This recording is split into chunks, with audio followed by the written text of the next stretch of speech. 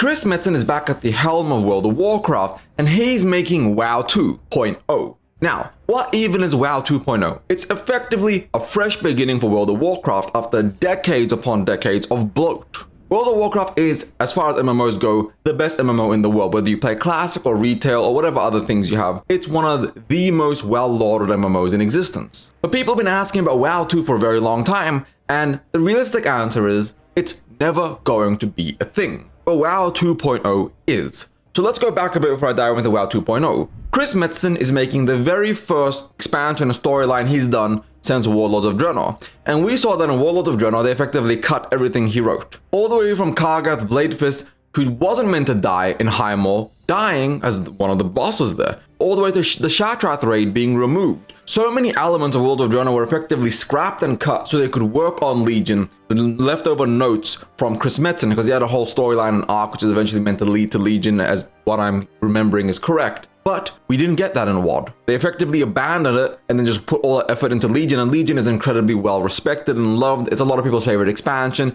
It was a really, really good time, but it's still Legion. It wasn't Chris Metzen's organic storytelling. It was leftover notes that they rebuilt and made into what it is. And effectively, after Legion, we saw what happened. We got BFA, one of the worst parts of World of Warcraft story in history. The burning of the tree, Sylvanas being mind-controlled by the jailer, all of this very piss-poor storytelling that led to Shadowlands, which effectively ruined World of Warcraft's lore for a lot of people. Now, we did have the Nathrius and Castle Nathria, and there was some good parts of Shadowlands, but for the most part, the storytelling was abjectly dog shit. Let's just be real about that. We then got Dragonflight, and then The War Within. And The War Within is where we are right now, and it's honestly a decent spot for World of Warcraft. It's not phenomenal, it's not amazing, it's not the best expansion ever, but it's better than the last few expansions. It's solid, it's smooth, it's okay. I'm not the biggest fan, because as cool as the world is, it's just not something I'm incredibly excited for. Which then brings us to Midnight. And Midnight World of Warcraft is Chris Metzen's first baby effectively for World of Warcraft since Warlords of Draenor. He's in charge of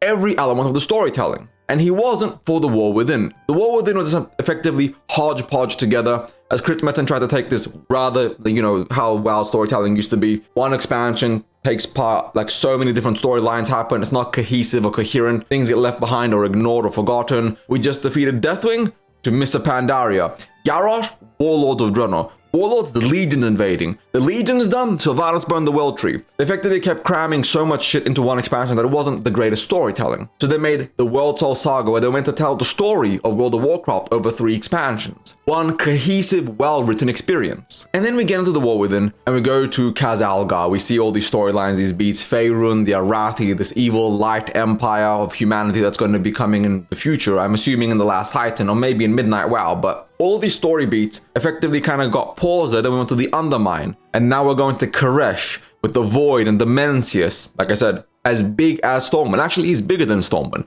The biggest boss ever made. In terms of size, he's like 3 times bigger than Stormwind. It's absolute insanity. But then we go to Midnight. And Midnight is where Chris Metzen writes every single facet of the story beats, of the universe, of the lore. And in several interviews, he's even said this. We're working all the way up to 17.0. We have 11.0 where we are in The War Within, 12.0 and 12, is Midnight. Then 13 is The Last Titan. But 14, 15, 16, 17.0, this man's already talked about the future of WoW. 4, 5, 6 expansions in the future. WoW 2 is not happening. It's never going to happen. Can you imagine the backlash of the community, the outcry of anger and hatred and vitriol if they learned that all that decades of gathering and collecting and their mountain log and their pet log was all gone? Poof, smoke into the air. People would freak out. But WoW 2.0 lets them do something that's intriguing, interesting. It lets them take the game and the world and the story into a direction where they're not limited by the backhand bloat of a decade plus of expansions just building upon each other without actually improving each other. And the World Tour Saga is effectively going away from that. It's going in a direction that is consistent and smooth, which takes us back to WoW 2.0. So what is that? What is WoW 2.0? Well, after the World Toll Saga, when The Last Titan happened, and I'm assuming The Last Titan is, Azeroth awakening, some magic happened, the world blows up, it gets put back together. We're not sure what the storytelling or the lore beats of that will be. That's fully theory crafting. It could be anything. We don't know what Chris Metzen's cooking. But they're clearly working towards some big ending, some big experience. And they still have 4 more expansions after that. 14.0 is WoW 2. No matter how you look at it, how you cut it, how you break it down, WoW 2 is effectively separating all the previous bloat and letting us continue into a new vision and new direction for the entire World of Warcraft storyline. And in my opinion, it's effectively rebuilding the world, the lore,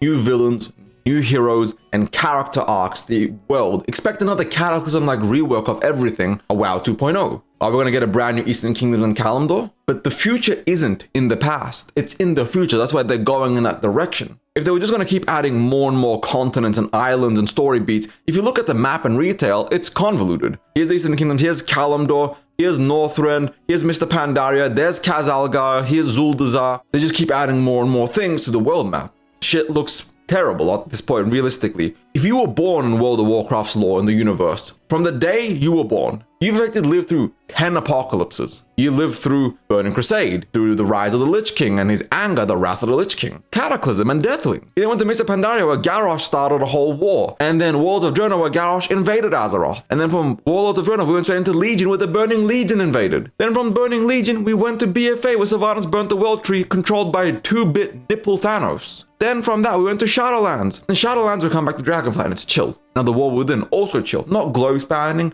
not insane. Life is finally chill and it's going in a direction that pushes us towards consistent storytelling.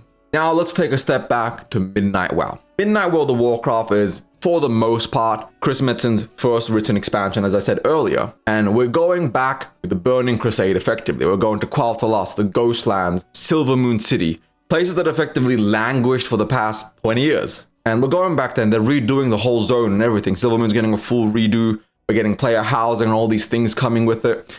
And player housing is not even the keystone, the capstone feature for Midnight WoW. That's just a bonus. They're doing all this stuff to make Midnight WoW this experience. And what is that storyline going to be? Where are they taking us in this universe, in this experience? Because for the first time in over 20 years, World of Warcraft is about the world again. Whether WoW 2.0 is even a good experience or not, who knows? We can't predict the future. We can hope it's good, but corporations always cooperate and they'll do bad things, right? Chris Metzen might have full creative control now, but that might change. They might remove him, fire him, this or that. They might do random things, but the future of World of Warcraft is actually bright. We have Classic Plus, which is an alternate timeline, I'm hoping at least for vanilla onwards. And then we have WoW 2.0, the future of retail WoW, the future of the universe of World of Warcraft that we all fell in love with. Because very recently, a lot of the villains just don't mean or matter as much anymore. Yeah, Xal'atath's kind of cool, but she's no Lich King, she's no Illidan. Heck, she's not even a Deathwing or a Garrosh. She's not even top 5 villains ever in World of Warcraft, but she's interesting. And I'm hoping that once we conclude the Worldsoul saga, WoW 2.0 sets up the universe in a way that people give a shit. People care about every character, every element. I know a lot of people don't care about the lore and story anymore. I don't blame you. It's hard to want to care when it just doesn't mean shit right now. But the future does look good. And I can't wait to see what that ends up being. So thank you all for watching. If you're excited for WoW 2.0, because I know I am, I can't wait to see you all there. And I hope we all have an amazing experience when we do eventually get to that point. So thank you all for watching. If you enjoyed this video, like and subscribe. If you hated this video, understandable. Dislike and subscribe and become a dedicated hater. We don't half-ass hate on this channel. Thank you all. Ebonheart out. Peace.